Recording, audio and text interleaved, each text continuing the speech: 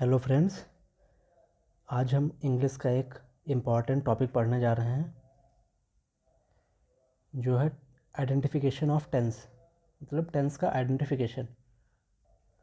वैसे तो अगर टेंस चैप्टर को देखा जाए तो इंग्लिश में टेंस चैप्टर एक काफ़ी इम्पॉर्टेंट है, क्योंकि बिना टेंस के वॉइस पढ़ना असंभव है और बिना टेंस के नरेशन हमारे किसी काम का नहीं, क्योंकि टेंस के ही रूल रेगुलेशंस में लगते हैं, वॉइस में और नरेशन में।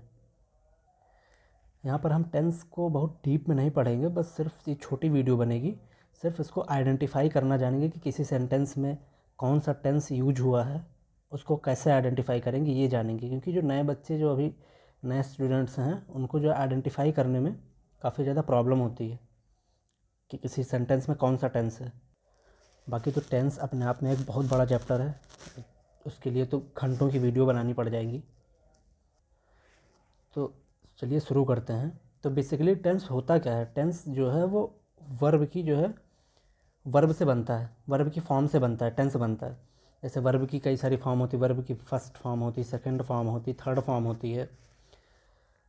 तो वर्ब की फॉर्म से टेंस बनता है और फिर उसके बाद पता चलता है कि कौन सा टेंस है। मतलब उसी के बाद वर्ब की फॉर्म जब यूज होती है किसी सेंटेंस में, तो वर्ब की फॉर्म से ही हम आइडेंटिफाई करते हैं कि टेंस कौन सा है।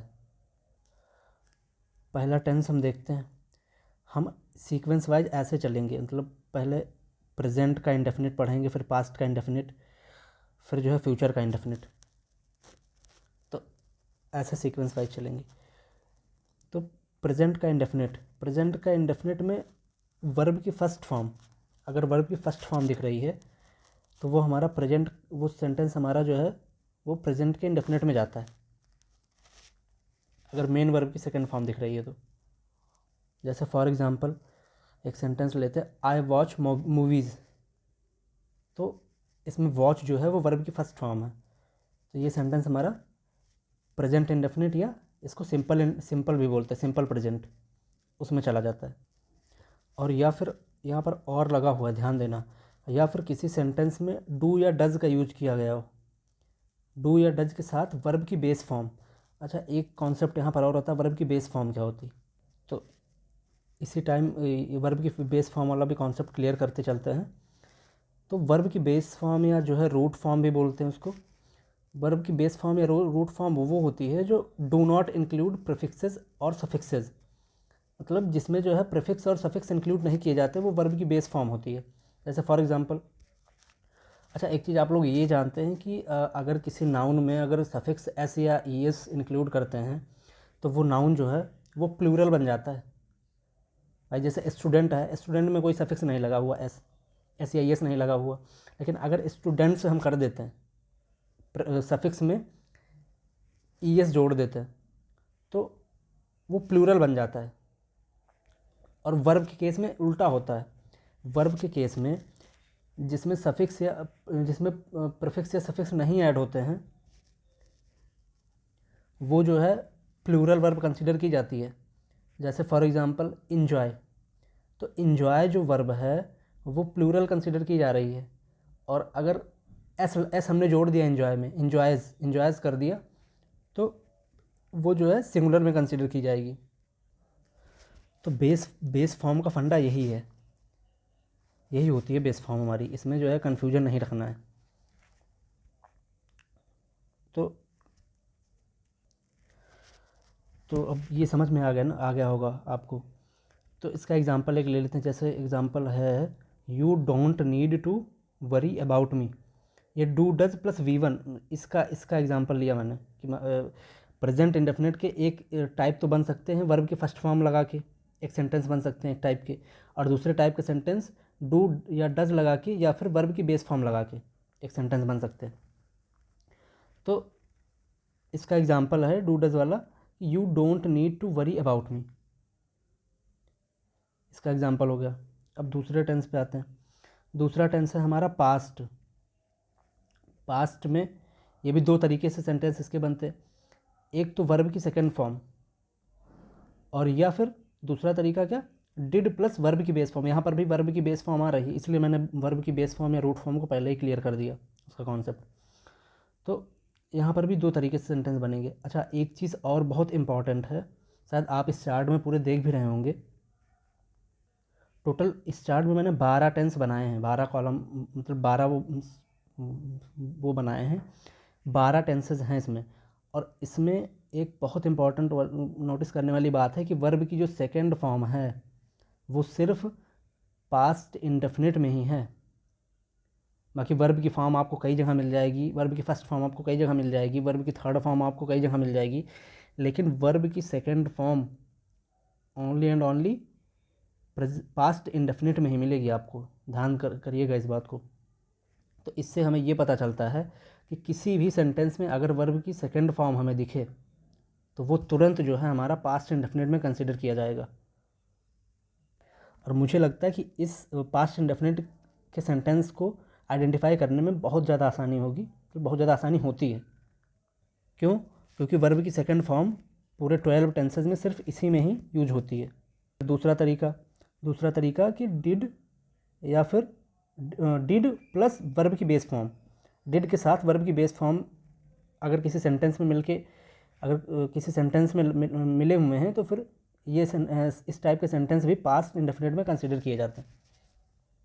For example, did you catch the bus this morning. अब इसमें डिड जो है वो पास्ट इंडेफिनिट टेंस में यूज हुआ है। फिर तीसरे टेंस पे आते हैं। तीसरा टेंस हमारा है future indefinite tense. Future indefinite tense simple सा है, कोई बहुत ज़्यादा परेशानी वाली बात नहीं इसको आइडेंटिफाई करने में। विल या शैल प्लस वर्ब की फर्स्ट फॉर्म। जैसे for example, I will watch a movie. ठीक है, तो ये इसका एग्जांपल हो गया। अब बढ़ते हैं, अभी तक ये सारे इंडेफिनिट वाले हमने पढ़े, अब बढ़ते हैं कंटिन्यूअस की तरफ। तो प्रेजेंट कंटिन्यूअस। अच्छा, और एक चीज़ मैं और बताना भूल गया था, डू, डज, डिड, ये सारी जो है हेल्पिंग वर्ब जो हैं वो नेगेटिव या इंटेरोगेटिव सेंटेंसेस में यूज़ की जाती हैं। सेंटेंस तो आपको पता ही होगा, 5 टाइप के सेंटेंसेस होते हैं, affirmative, negative, interrogative, exclamatory, imperative, ये 5 टाइप के सेंटेंसेस होते हैं। तो चलिए हम आते हैं प्रेजेंट कंटिन्यूअस पे। प्रेजेंट कंटिन्यूअस का रूल है कि किसी भी सेंटेंस में is, am, are plus V1 plus ING, अगर किसी भी सेंटेंस में ये सारी चीज़ें हैं तो वो सेंटेंस हमारा प्रेजेंट कंटिन्यूअस टेंस को कैरी करता है। जैसे for example, my mom is cooking dinner, तो ये इस सेंटेंस में प्रेजेंट कंटिन्यूअस टेंस है। इससे आइडेंटिफाई हो जाता है इज़ और cook plus ING। My mom is cooking है ना, तो कुक प्लस ING मतलब इज प्लस कुक वर्ब है प्लस ING, ये जो है मिला के क्या बनाते हैं, प्रेजेंट कंटिन्यूअस। फिर दूसरा हमारा वॉज वर्ब प्लस वर्ब की फर्स्ट फॉर्म प्लस ING। अब ये हमारा पास्ट कंटिन्यूअस का है।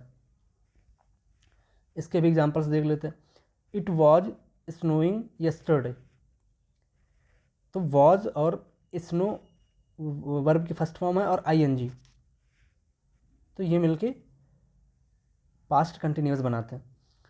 अच्छा, और वॉज, तो ये वॉज और वर तो पता ही होगा, वॉज वर में डिफरेंस, कि वॉज जो है वो सिंगुलर के लिए यूज़ करते हैं और वर जो है वो प्लूरल के लिए यूज़ करते हैं। वर का भी एक एग्जांपल देख लेते हैं, they were eating at the restaurant. ठीक, फिर तीसरे टेंस पे आते हैं। तीसरा टेंस है हमारा फ्यूचर कंटिन्यूअस टेंस। ये भी सिंपल है, बहुत ज़्यादा कोई टफ नहीं है इसको आइडेंटिफाई करना। विल या शैल यूज होता है plus be plus V1 plus ING। अच्छा, यहाँ पर फ्यूचर कंटिन्यूअस में एक चीज़ आप लोगों ने डिफरेंस देखा कि जो हमारा फ्यूचर इंडेफिनिट था उसमें जो है बी की फॉर्म नहीं, बी नहीं है सिर्फ, और यहाँ पर सिर्फ बी है। इन दोनों में सिर्फ बी का डिफरेंस है। तो यहाँ पर बी क्यों ऐड किया गया पता है? क्योंकि विल शैल जो हमारे मॉडल होते हैं वो जो है अपने साथ वर्ब की फर्स्ट फॉर्म को लेते हैं। तो अब बी जो है वो वर्ब की फर्स्ट फॉर्म है, तो इसलिए विल शैल के बाद बी को यूज़ कर दिया गया, क्योंकि अगर बी नहीं लगाते तो वर्ब की आईएनजी फॉर्म आ जाती और जो कि जो है मॉडल के साथ यूज हो नहीं सकती। तो इसलिए वर्ब की फर्स्ट फॉर्म लगाने के लिए हमने बी की फर्स्ट फॉर्म लगा दी, इससे जो है जो विल शैल के साथ वर्ब की फर्स्ट फॉर्म लग गई। हम कहीं भी देखेंगे विल शैल के साथ वर्ब की फर्स्ट फॉर्म दिखेगी, जैसे ये यहाँ पे विल शैल के साथ जो है हैव दिख रहा है, हैव भी वर्ब की फर्स्ट फॉर्म है। चाहे हम इसमें देख लेते हैं, यहाँ भी विल शैल के साथ हमें हैव दिख रहा है।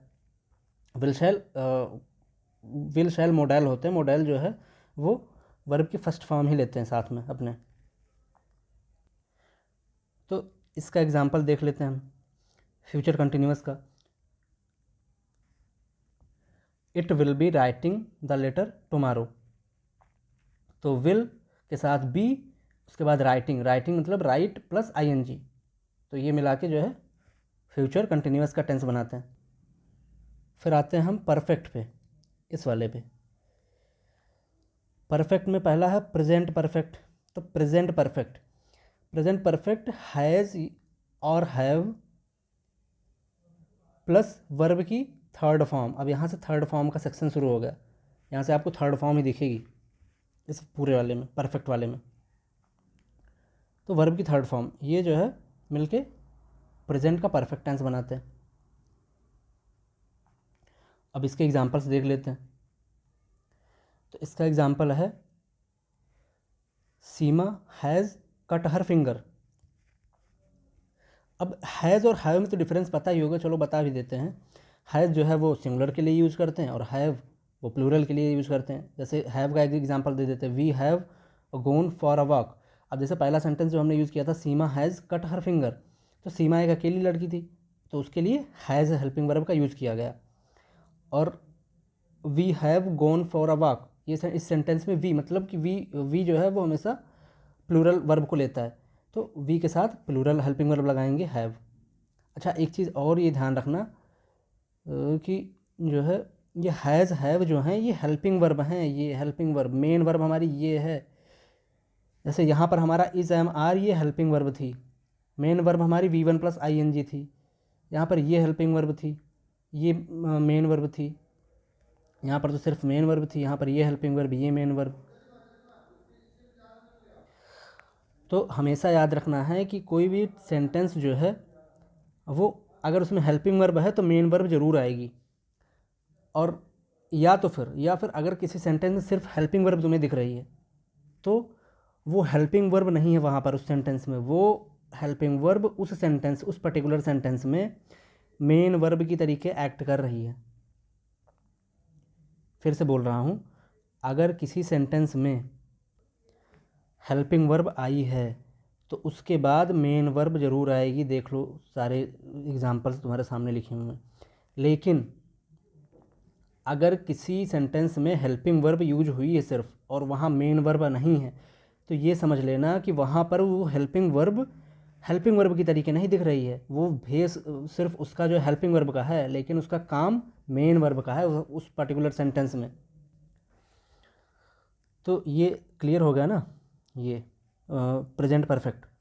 अब आते हैं नेक्स्ट टेंस। एक मिनट रुक जाओ, इसको इरेज कर देते, बहुत ज़्यादा उल्टा सीधा कूद गया है। अब आते हैं नेक्स्ट टेंस पे, वो है हमारा पास्ट परफेक्ट। पास्ट परफेक्ट में क्या है?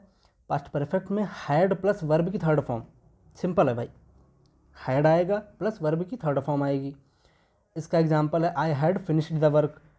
हैड प्लस फिनिश्ड जो है वर्ब की थर्ड फॉर्म है, तो ये सिंपल ही है, इसमें कोई बहुत ज़्यादा कन्फ्यूजन वाली बात नहीं है। फिर इसके बाद आते हैं फ्यूचर परफेक्ट पे। फ्यूचर परफेक्ट में क्या है? फ्यूचर परफेक्ट में विल या shall plus have plus verb की third form. Will shall modal होते हैं, हैव हमारा जो है वो वर्ब की फर्स्ट फॉर्म होती है, मॉडल हमेशा वर्ब की फर्स्ट फॉर्म जरूर लेते हैं, तो इसलिए हैव लगाया गया प्लस वर्ब की थर्ड फॉर्म। अब इसका एग्जांपल देख लेते हैं, सिंपल सा है, मैंने पहले भी मॉडल वाला रूल क्लियर कर दिया है। इसका एग्जांपल भी देख लेते हैं। आई will have finished this book, ये इसका एग्जांपल है। तो हमारा जो है परफेक्ट के हमारे टेंसेस कंप्लीट हो गए। अब हम बढ़ेंगे परफेक्ट कंटिन्यूअस की तरफ। तो पहला हम पढ़ेंगे प्रेजेंट परफेक्ट कंटिन्यूअस। अब प्रेजेंट परफेक्ट कंटिन्यूअस में परफेक्ट भी है, परफेक्ट की भी चीज़ें हैं, हैज़ हैव, और कंटिन्यूअस की भी कुछ चीज़ें हैं, जैसे वर्ब की फर्स्ट फॉर्म प्लस आईएनजी। तो ये दो टेंसेस मिलके क्या बनते हैं? Perfect continuous. हैज़ या have plus been plus verb की फर्स्ट फॉर्म प्लस आईएनजी। इसका एग्जांपल देखते हैं। I have been working on this project for a week. इस सेंटेंस में हैव बीन वर्किंग, हैव लगा है, फिर बीन लगा है, फिर वर्क प्लस आईएनजी मतलब वर्किंग। तो ये सेंटेंस हमारा प्रेजेंट परफेक्ट कंटिन्यूअस में होगा। फिर दूसरे पे आते हैं, past perfect continuous. Past perfect continuous में क्या? Had plus been plus V one plus I N G. तो इसका भी एग्जांपल देख लेते हैं। I had been running for an hour before I stopped. अब यहाँ पर इस सेंटेंस में क्या यूज़ किया गया? इस सेंटेंस में हैड हेल्पिंग वर्ब यूज़ की गई, फिर been plus running main verb use हुई है। तो had plus been plus running ये जो है मिलके क्या बनाएंगे? Past perfect continuous. फिर फ्यूचर परफेक्ट कंटिन्यूअस पे आते हैं। फ्यूचर परफेक्ट कंटिन्यूअस में क्या है? विल और shall plus have plus been plus V one plus I N G. ये भी सिंपल है सिंपल, कुछ समझने में कुछ ऐसा समझने वाला नहीं है इसमें, बस ध्यान रखना, याद रखना है बस इसको, कि इसमें कन्फ्यूजन बहुत होती। फ्यूचर परफेक्ट में, परफेक्ट और परफेक्ट कंटिन्यूअस में सब में कन्फ्यूजन होती है, और ख़ास तौर से फ्यूचर परफेक्ट में और फ्यूचर परफेक्ट कंटिन्यूअस में बहुत ज़्यादा कन्फ्यूजन होती है। तो ये दोनों जो है हमें ध्यान में रखना है। अब इसका एग्जांपल देख लेते हैं फ्यूचर परफेक्ट कंटिन्यूअस का। Next year I will have been working here for 4 years। तो अब इसमें क्या है? हैव लगा हुआ है हेल्पिंग वर्ब, फिर बीन, फिर प्लस वर्किंग मतलब वर्ब की फर्स्ट फॉर्म प्लस आईएनजी। तो ये तीनों चीज़ हमें क्या इंडिकेट कर रही हैं कि ये सेंटेंस फ्यूचर परफेक्ट कंटिन्यूअस का है। तो ये हमारा पूरा टेंस का आइडेंटिफिकेशन हुआ, काफ़ी ब्रीफ में मैंने बताया है। और अब जैसे हम लोग जो है पहले 9th-10th में पढ़ते थे, तो 9th-10th में हम लोग जब पढ़ते थे तो हम लोग टेंस को ऐसे आइडेंटिफाई करते थे ट्रांसलेशन में कि गा गे गी लगेगा तो गा गे गी रहेगा तो फिर कौन सा टेंस आएगा, रा रे री रहेगा तो कौन सा टेंस आएगा। लेकिन यहाँ पर ऐसे नहीं हमें आइडेंटिफाई करना है, यहाँ पर ये रूल्स हैं और इनको ध्यान में रखते हुए सेंटेंस में ढूंढना है कि जो है कौन सा रूल इनमें से सेंटेंस में अप्लाई हो रहा है, और फिर वही टेंस की कैटेगरी में वो आ जाएगा जो रूल अप्लाई हुआ होगा। वो गा गेगी रा रे री वो जो है वो ट्रांसलेशन के लिए होता है, और वो उतना सटीक होता भी नहीं है टेंस आइडेंटिफाई करने के लिए। तो वो बचपन में हम लोग पढ़ते थे, लेकिन अभी हमें जो है ऐसे आइडेंटिफाई करना टेंस को। वैसे तो आज होली का दिन है, आप लोग होली मना रहे होंगे, लेकिन मैं खाली बैठा था तो मैंने सोचा कि लाओ कुछ वीडियो ही बना देते हैं कुछ नॉलेज के पर्पज़ से। मैं बहुत बोर हो रहा था तो इसलिए मैंने सोचा कि लाओ टेंस टॉपिक उठाते हैं और इसका आइडेंटिफिकेशन ही इसी पे वीडियो बनाते हैं। होप आप लोगों को जो है समझ में आया होगा अच्छे से, और अगर जहाँ भी दिक्कत होगी तो कमेंट में आप लोग बताइएगा, वो भी हम बताएंगे, समझाएंगे कमेंट में क्या आपकी जो दिक्कत होगी उसको जो है दूर करेंगे हम कमेंट में। और हाँ, एक स्लाइड और ऐड की थी मैंने, वो भूल गया मैं दिखाना, 1 मिनट दिखा देता हूँ। ये तो यहाँ पर जो बी हमारी वर्ब बी जो है वो मैंने हेल्पिंग वर्ब का यूज़ किया था कि जिस सेंटेंस में हेल्पिंग वर्ब सिर्फ हेल्पिंग वर्ब ही होती, मेन वर्ब नहीं होती है, उस सेंटेंस में वो हेल्पिंग वर्ब जो होती है वो पर्टिकुलरली मेन वर्ब का ही काम करती। तो जब मेन वर्ब का काम करती तो अब कुछ लोग को डाउट आएगा कि सर मेन वर्ब जो है मेन वर्ब जब हेल्पिंग वर्ब जब मेन वर्ब का काम करेगी तो ये आइडेंटिफाई कैसे करेंगे कि कौन सी फर्स्ट फॉर्म है हेल्पिंग वर्ब, कौन सी सेकंड फॉर्म।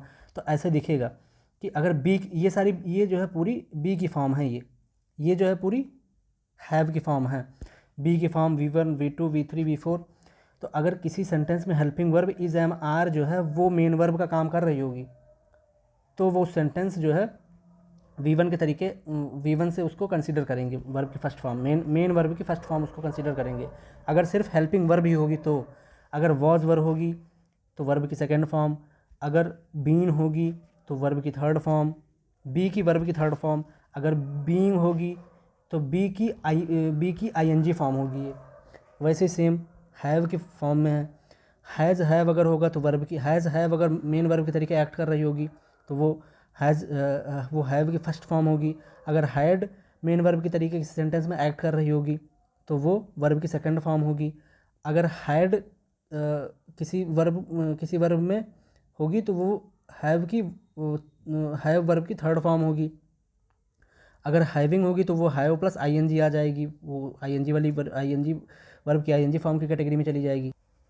अब यहाँ पर इन दोनों में कन्फ्यूजन आती है कि भाई हैड वर्ब की सेकंड फॉर्म कब एक्ट कर रही है कैसे पता करेंगे, और वर्ब की थर्ड फॉर्म का रोल कब कर रही है कैसे पता करेंगे। तो इसके लिए भी बताते हैं। तो ये वाला हैड जब यूज होगा तो इतनी बात तो पता है कि भाई वर्ब की सेकंड फॉर्म, जब हैड जो है वो वर्ब की सेकंड फॉर्म होगी, और वर्ब की सेकंड फॉर्म कौन से टेंस में आती है अकॉर्डिंग टू चार्ट देखते हैं। तो वो इसमें आती है भाई पास्ट इंडेफिनिट में, याद रखना।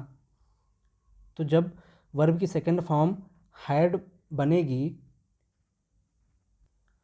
तो सेंटेंस हमारा कुछ ऐसा होगा, देखो, शी हैड आ चॉइस। देखो ये हैड जो है इसमें, अच्छा इसमें कहीं मेन वर्ब दिख रही है भाई? ये तो आर्टिकल हो गया, ये तो नाउन हो गया, और ये प्रोनाउन हो गया, तो इसमें मेन वर्ब कहाँ गई? और हैड जो है हेल्पिंग वर्ब है, तो ये had he exactly main verb का काम कर रही है। तो ये सेंटेंस हमारा किस में गया? ये सेंटेंस हमारा पास्ट इंडेफिनिट का हुआ, या सिंपल पास्ट इंडेफिनिट।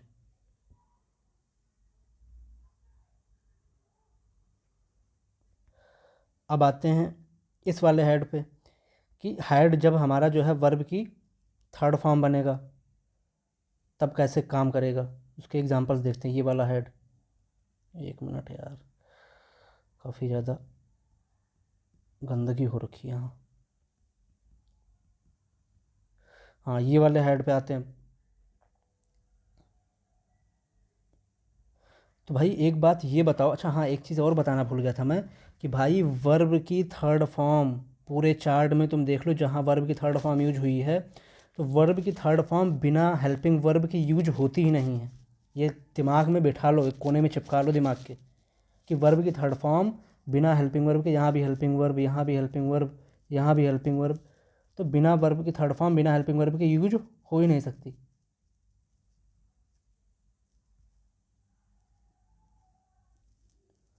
समझ गए भाइयों?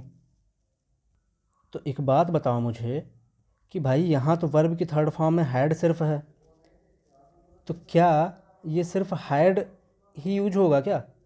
भाई अगर इसको हम मेन वर्ब यूज़ कर लेंगे तो हेल्पिंग वर्ब हमारी कहाँ गई फिर?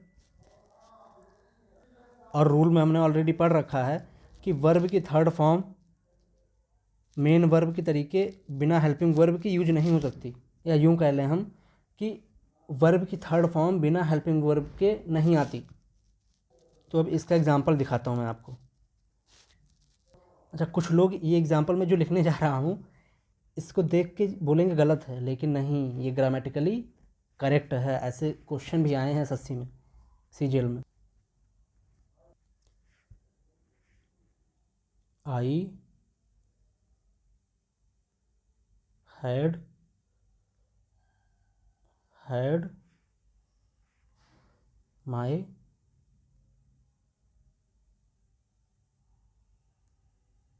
डिनर। अब इसमें बताओ कोई मेन वर्ब कहीं दिख रही है? मेन वर्ब कहीं नहीं दिख रही, ये हेल्पिंग वर्ब ही तुम्हें दिख रही पूरी, हैड हैड। तो भाई इतना टेंस का चार्ट पढ़ के इतना तो समझ में आ गया होगा कि भाई दो दो हेल्पिंग वर्ब को हम करेंगे क्या? क्या हो गया, एक मिनट।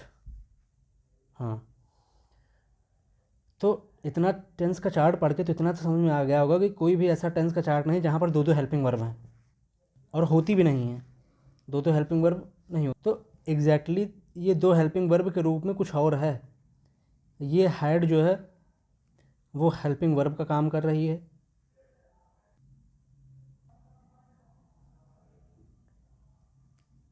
ये हेड जो है वो हेल्पिंग वर्ब का काम कर रही है, और ये हैड जो है वो मेन वर्ब का काम कर रही है। तो अब यहाँ से एक चीज़ समझ में आ गई होगी कि हैड जो है इन दोनों हैड में जो कन्फ्यूजन है वो आपको क्लियर हो गई होगी, और जो बातें बताई हैं उनसे। फिर से बता रहा हूँ ब्रीफ में कि जब ये हैड वर्ब की सेकेंड फॉर्म यूज होगी, 1 मिनट क्लियर कर लेता हूँ इसे।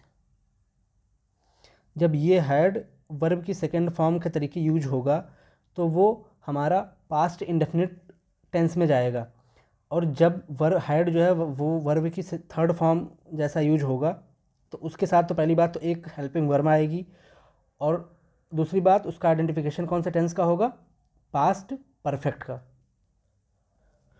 अच्छा, मैंने एग्जाम्पल यहाँ पे जो लिया है आई हैड वाला, यहाँ पर ज़रूरी नहीं कि हैड ही आएगा भाई, यहाँ पर हैड तो यहाँ पर हैव भी आ सकता है। दे अगर होगा यहाँ, अगर वो प्रोनाउन जो है वो प्लूरल लग जाएगा तो they have had my dinner, ये भी आ जाएगा। तो ये रहा आपका आइडेंटिफिकेशन ऑफ टेंसेस का वीडियो, और जो भी आप लोगों को कन्फ्यूजन होगी या जो डाउट्स होंगे वो कमेंट में आप लोग बताइएगा, और उसको जो है हम उसका रिप्लाई करेंगे। होली खेलिए, लेकिन साथ साथ पढ़ते भी रहिए। ना अगर कुछ नया पढ़ पाएँ तो फिर रिवाइज़ तो ज़रूर करते रहिए, क्योंकि एटलीस्ट अगर कुछ नया ना पढ़ें तो जो पुरानी चीज़ें उनको भूलें तो ना। चलिए ठीक है, फिर चलते हैं। हैप्पी होली दोस्तों, फिर मिलते हैं नेक्स्ट किसी वीडियो में।